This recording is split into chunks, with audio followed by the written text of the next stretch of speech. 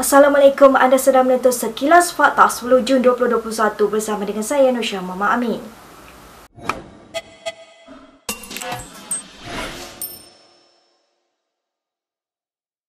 Dr. Mahathir Mohamad mendedahkan telah mencadangkan pembentukan kerajaan ala Majlis Gerakan Negara kepada Yang di-Pertuan Agong hari ini. Bekas Perdana Menteri itu berkata demikian dalam sidang medianya hari ini. What I do know is that the Agong did not reject it. He did not say no. But he says in order to set up Magiran, the proposal must come from the government. Of course, I don't think the government is going to propose Magiran. Dalam pada itu, beliau mengesahkan ada menerima panggilan telefon daripada Presiden PKR Anwar Ibrahim. He seemed to be unable to suggest anything that we can do to solve the problem that we are faced now. And I suggested that maybe he should write to the Agong. And I will write to the Agong. And indeed, I wrote to the Agong to point out that the situation is very serious. Terdahulu, pengerusi penaja pejuang itu mengadakan pertemuan selama 1 jam dengan Sultan Abdullah Sultan Ahmad Shah hari ini. Sementara itu, beberapa lagi pemimpin parti politik turut dijadual menghadap Yang di-Pertuan Agong. Timbalan Presiden PAS Tuan Ibrahim Tuan Man merupakan pemimpin politik yang pertama tiba di Istana Negara pagi ini. Tuan Ibrahim hadir ke istana pagi ini bagi mewakili presidennya Hadi Awang yang sedang menerima rawatan di Institut Jantung Negara.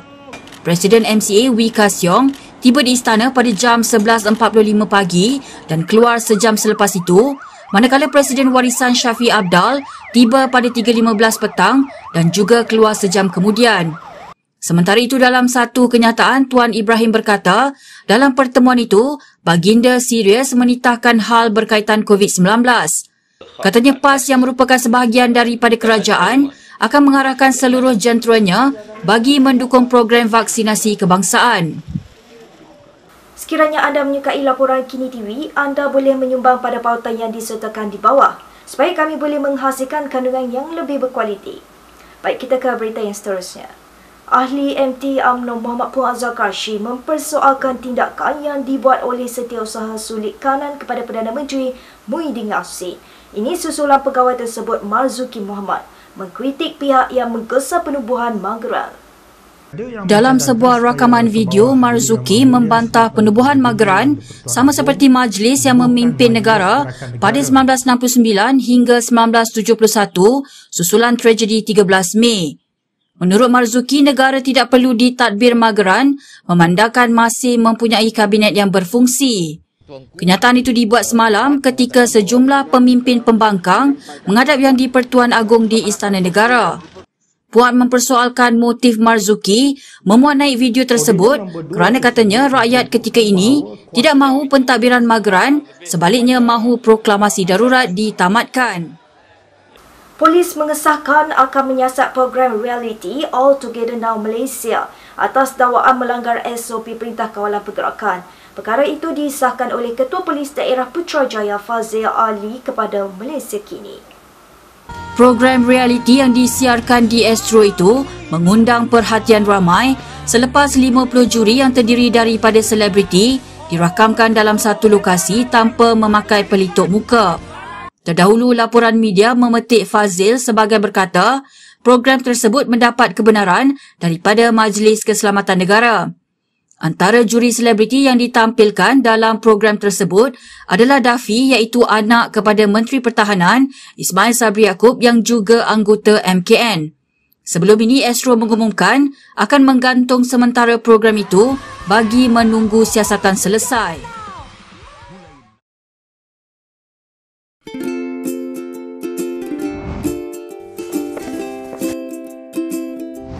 Shellfish, red meat, and beer. If you love indulging in these foods, you may end up with high uric acid level in your blood. These foods consist high level of purine, a substance that will eventually break down into uric acid and be excreted through our urine. It is recommended that the amount of dietary purines should be kept between 600 to 1,000 milligrams per day. Having too much uric acid in your blood can cause attacks of gout. It can also cause kidney stones and blockage in the kidney. The crystallization of the excessive uric acid in your blood can be eased by reducing purine-rich food to only 100 to 150 milligrams daily, maintaining a healthy lifestyle, and consuming urinary alkalinizer like Ural. It consists of sodium bicarbonate, citric acid, and sodium citrate that increases the urinary pH and solubility of uric acid to prevent crystallization. Best of all, it's lemon-flavored and sugar-free. Ural, effective urinary alkalinizer. Neutralize your uric acid problem now.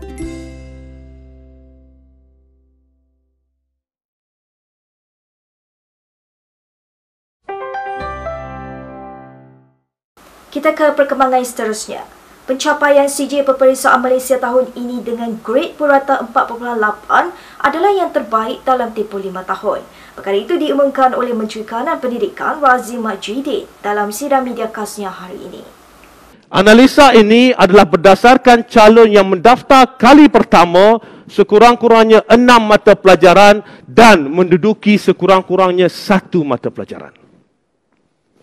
Seterusnya, izinkan saya jelaskan trend GPN untuk tahun 2016 sehingga tahun 2020. Jika kita lihat trend GPN daripada 2016 ke 2020, pencapaian tahun 2020 adalah pencapaian terbaik dalam tempoh 5 tahun. Alhamdulillah. Beliau turut mengumumkan peningkatan pencapaian calon luar bandar adalah lebih tinggi berbanding calon di bandar untuk tahun 2020. Dalam pada itu, Razi turut mengucapkan tahniah kepada calon-calon SPM yang menerima keputusan peperiksaan mereka hari ini. Generasi anak-anak adalah generasi yang hebat.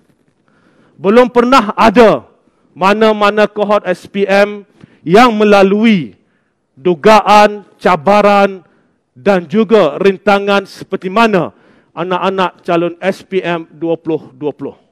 Tabik hormat Pak Cik untuk anak-anak sekalian. Berita yang seterusnya.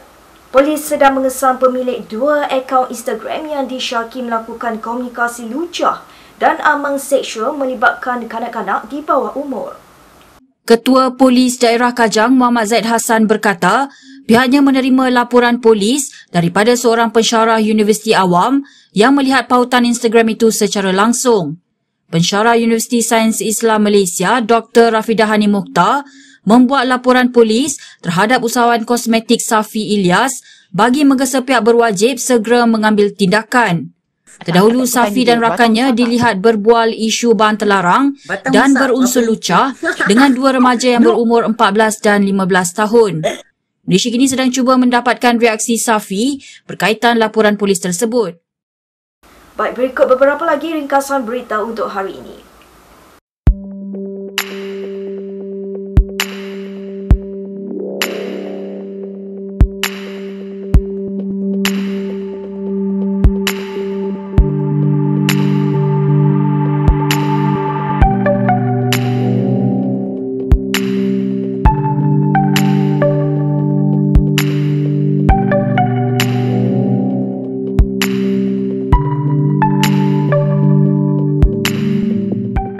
Sekian sahaja daripada saya Nosha Mama Amin untuk Sekilas Fakta. Untuk lebih banyak berita, anda boleh melayari kinitv.com. Anda juga boleh mengikuti kami di Instagram, Twitter, YouTube dan Facebook. Salam hormat dan jumpa lagi.